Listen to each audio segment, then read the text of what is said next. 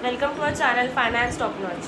If you guys must have watched our introductory video, you must be aware that we are here for the students who have cleared 10th and 12th exams. So I am Madhu Sidwani. I am Neha Mamtani. Firstly, we both would like to congratulate all the students who have successfully cleared standard 10th and 12th. This is a very crucial stage of your life where you will have to decide on what career to go forward with or simply आगे करना क्या है. So here we are to give you an overview of all the career options available for you so that you can evaluate based on your interest.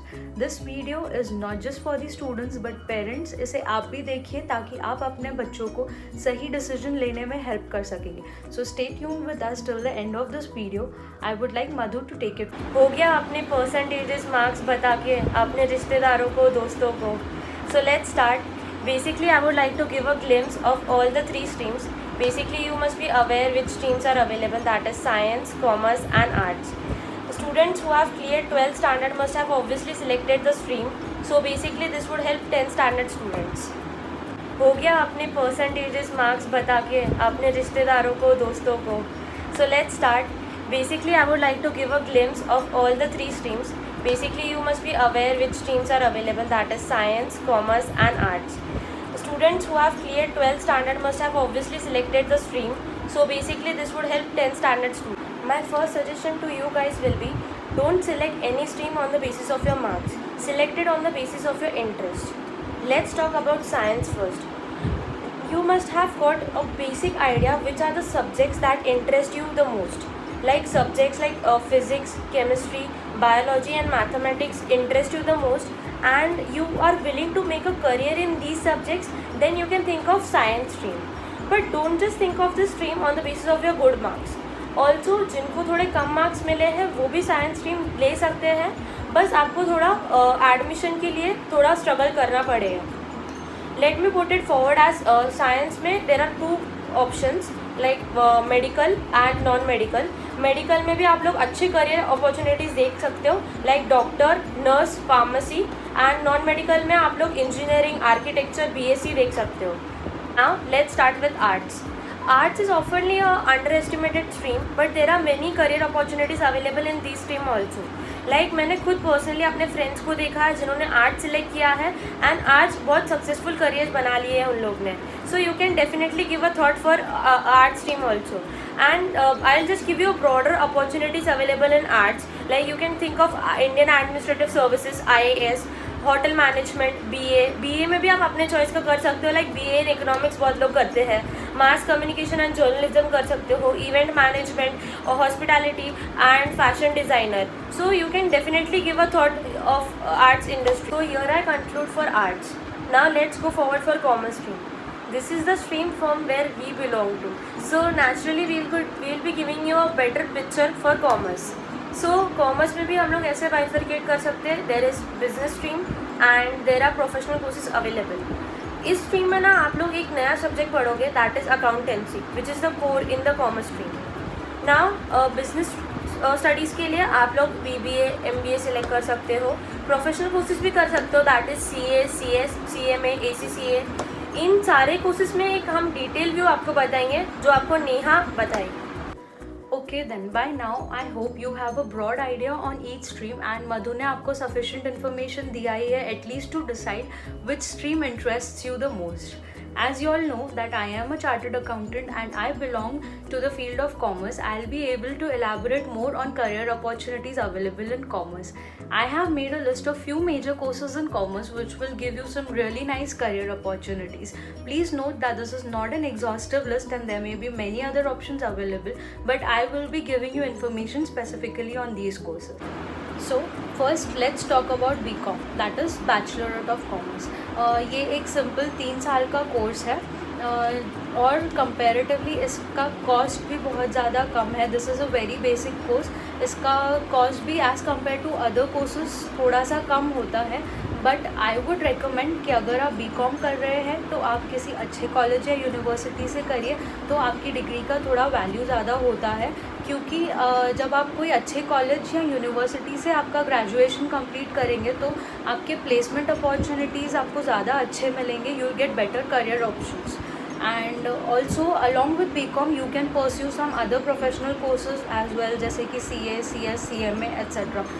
और उसके बाद अगर आपको further studies करना है तो आप MCom भी कर सकते हैं, that is a masters degree जिसका टाइम ड्यूरेशन है 2 years। मास्टर्स डिग्री आपको मेनली कहाँ पे हेल्प करती है, जैसे कि अगर आपको आगे जाके आपका डिसाइड होता है कि आपको और ज़्यादा कुछ हायर एजुकेशन लेना है, जैसे कि PhD करना है किसी सब्जेक्ट में या क्या, तो उनके रिक्वायरमेंट्स होते हैं कि आपका MCom या BCom या कोई भी मास्टर्स डिग्री आपका कंप्लीट होना चाहिए। So it depends on what course you are selecting, it can be either MCom or their requirement can be either MCom or BCom। So it is recommended to do MCom after you finish your BCom. Now let's talk about a professional course that is CA. इसमें मैं आपको अपना personal experience भी share कर सकूँगी। और generally मैंने एक myth सुना है कि अगर आपका स्कोर लो है, अगर आपने 10th और 12th में बहुत ज़्यादा अच्छा स्कोर नहीं किया है तो you can not be a chartered accountant. It is not like that. I have personally seen students scoring around 40 to 50% in their 10th and 12th standard and also becoming a chartered accountant in their first attempts as well। और ऐसा भी हुआ है कि जो लोग बहुत ज़्यादा स्टूडियस और जैसे जिन्होंने बहुत अच्छे मार्क्स स्कोर किए हैं वो भी CA जैसा कोर्स बीच में छोड़ देते हैं। इसमें it all depends on the level of dedication and commitment that you give to the course. So ऐसा नहीं है कि अगर आपके अच्छे परसेंटेज यहाँ नहीं आए हैं या और if you have not done well in your 10th और 12th standard you can not opt. ये कोर्स करने के लिए आपको रजिस्टर करना होगा एक ही इंस्टीट्यूट के साथ, that is institute of chartered accountants of India. इस कोर्स में बेसिकली 3 लेवल्स होते हैं, that is CA foundation, intermediate जिसको हम IPCC या IPCE बोलते थे पहले, और फाइनल। IPCC के बाद आपको 3 years ऑफ आर्टिकलशिप भी कंप्लीट करना होता है। सो टोटल इन ऑल ये पूरे कोर्स का ड्यूरेशन जाता है अराउंड 5 years, प्रोवाइडेड अगर आप सारे एग्ज़ाम्स आपके फर्स्ट अटैम्प्ट में क्लियर करते हैं, that is if you do not take multiple attempts. 5 साल में ये कोर्स कंप्लीट हो जाता है आफ्टर योर 12th स्टैंडर्ड। सो अब बात करते हैं first level, that is foundation. इसका एलिजिबिलिटी होता है 10+2, that is you are eligible to give the first level of chartered accountancy, that is CA foundation after you clear your 12th। ये basically एक entrance exam की तरह ही होता है और ये साल में 2 बार कंडक्ट होता है, in the month of June and December. इसमें 4 सब्जेक्ट्स होते हैं, सो टोटल ये अराउंड 200 मार्क्स का पेपर होता है। After clearing your foundation exam you are eligible to appear for your intermediate exam, that is IPCC। इसमें 8 सब्जेक्ट्स होते हैं टोटल, 4 सब्जेक्ट्स के 2 ग्रुप्स होते हैं। Each subject is of 100 marks. Exam for each subject is of 100 marks each. This exam is also conducted twice in a year in the months of May and November on alternate days। एक preparatory leave रहता है बीच में। And अगर आपका एक भी group clear हो जाता है of your intermediate level then you are eligible to register for your articleship, the duration for which is 3 years, and after completing of 2.5 years of articleship you are eligible to be registered for CA final examination। अब आते हैं हम last stage of chartered accountancy course, that is CA final.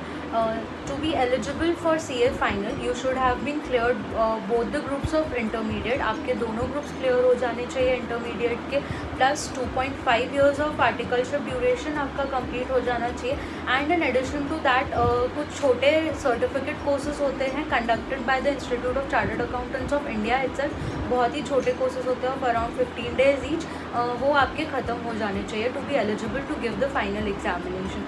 Final examination में जो last level है उसमें total 8 subjects हैं, 2 groups, 4 subjects in each group, 100 marks का पेपर होता है। And during your entire duration of articleship of 3 years you get 6 months of preparatory leaves, जिसमें आप CA फाइनल की तैयारी कर सकते हैं। ये एग्ज़ाम भी साल में 2 बार कंडक्ट होता है in the months of May and November, so you can opt accordingly. आपकी एलिजिबिलिटी जब भी पूरी हो जाती है then you can opt accordingly. So guys इतने में ही थक गए? हमारे पास तो और भी ऑप्शंस अवेलेबल है आप लोग के लिए। So you can also think of CA में, that is cost management accounting. इसमें भी 3 लेवल्स है, foundation, intermediate and final. So foundation में basically there are 4 subjects and बाकी के 2 लेवल में there are 8 subjects. So if any one of you who is thinking of doing something big in management accounting field, can definitely think of CMA. There are career opportunities also available in CMA, like you can do in practice, or you can work as a financial analyst or a financial controller in any MNC. Let's move ahead to another interesting course, that is CS, Company Secretary. A Company Secretary is basically hired to look after all the legal and compliance related aspects of an organization. मैं यहाँ पे आपको course का एक overview दे देती हूँ. इसमें भी 3 लेवल्स होते हैं, जैसे कि फाउंडेशन, एग्जीक्यूटिव और प्रोफेशनल. एलिजिबिलिटी इसकी it is also in similar lines to CS, CA, that is you can get registered with the institute of company secretaries of India after completing your 12th standard, that is 10+2. वहाँ पे register करने के बाद you are eligible to give your examination. Then comes the executive level, जहाँ पे होते हैं 8 subjects total, 2 groups होते हैं, 4 subjects in each group. Then at the professional level there are 3 modules, that is 3 subjects in each module. So total overall there are 9 subjects at the professional level. यहाँ पे भी आपको आपकी internship करनी होती है, but you can opt for doing your internship after completing your professional level. Most of the people opt for doing it after their professional level because they can get some better pays. सो अब आप सोचते होंगे कि career opportunities क्या होंगी ये course करने के बाद. यहाँ पे आप आपकी खुद की प्रैक्टिस सेटअप कर सकते हैं, जहाँ पे आप CS ऑडिट्स वगैरह कर सकते हैं, या कुछ फर्म्स के या कंपनीज़ के कंप्लायंस मैटर्स देख सकते हैं. और you can also get placed in some multinational companies looking after their compliance related aspects. And yes, if any of you guys have an interest in investment banking, markets, trading, etc., there's another career opportunity available for you, that is CFA, Chartered Financial Analyst. This course has 3 levels. The first and the second level are entirely MCQ based and there is no negative marking in it. The third and the final level is 50% MCQ based and 50% is case studies. So you guys can also think about it as a career option. जैसे कि मैंने आपको पहले बताया था, basically commerce में 2 broader options जो होते हैं, that is business studies and professional courses. So let's just talk about business studies. Business studies के लिए आप BBA कर सकते हो, that is bachelor in business administration. इसके लिए अभी आपको 3 साल लगते हैं एंड इसके लिए भी एक एंट्रेंस एग्ज़ाम होता है, बट ये वेरी करता है आप कौन सा कॉलेज या यूनिवर्सिटी सिलेक्ट करते हैं. ऑल्सो गाइस ये डिग्री की वैल्यू इतनी और भी बढ़ती है जब आप कोई अच्छा कॉलेज या यूनिवर्सिटी सिलेक्ट करते हैं, बट इसका कॉस्ट भी डिफर करता है from college to college. So you can definitely think of doing BBA. BBA में भी आप स्पेशलाइजेशन कर सकते हैं अपनी चॉइस के हिसाब से, like HR, sales and marketing कर सकते हैं आप लोग, IT में कर सकते हैं, फाइनेंस में कर सकते हैं. सो इट डिपेंड्स कि आपका कौन सी एरिया में इंटरेस्ट है. आप इसके बाद मास्टर्स भी कर सकते हैं. मास्टर्स करने के लिए गाइस आपको 2 साल लगते हैं, और मास्टर्स के लिए भी एंट्रेंस एग्ज़ाम होता है, लाइक मैट, GMAT, CAT. ये भी वेरी करता है कि आप कौन सा स्पेशलाइजेशन कर रहे हो एंड कौन सा कॉलेज या यूनिवर्सिटी कर रहे हो. सो you can definitely think of MBA also. But guys MBA करने के लिए ज़रूरी नहीं है कि आप BBA ही कर रहे हो, आप BCom करके भी MBA के लिए अपीयर कर सकते हो. So definitely I would suggest कि आप बिजनेस स्टडीज़ कर रहे हो तो आप लोग एक BBA या MBA सिलेक्ट कर सकते हो. Let's move on to the last topic from our list, that is law. You will have to do law after your 12th standard. There's also an entrance test for this course as well. You will be eligible for this entrance test once you finish your 12th standard. This is the course which gets covered through both the routes, that is commerce and arts. You can do 3 years of bachelor's in arts, and then for 2 years you can do LLB. Or if you are wishing to do it through commerce route, you will have to first finish your graduation and then you will have to do LLB for 3 years. In this case, you will need 1 extra year. And also further to it, if you want to pursue master's degree in law, you can go for LLM, which takes 2 years after LLB. And you will have to finish your articleship. There's internship in the field of law as well, which is recommendatory, but these days most of the colleges have made it mandatory, at least for 3 months. There are various career opportunities also available in the field of law. For example, you can become an advocate, lawyer, or legal consultant, etc. So this was all from our side. I hope you liked the video and would definitely give a thought on all the suggestions that we have given. Also guys, guys, if you want us to make a separate video on any specific course, you can either mention in the below comment section or reach out to our Insta page, that is Finance Top Notch. We will be sharing all our contact details in the description box below. Thank you guys for watching our video. Do like, subscribe and share with your friends and family. Thank you.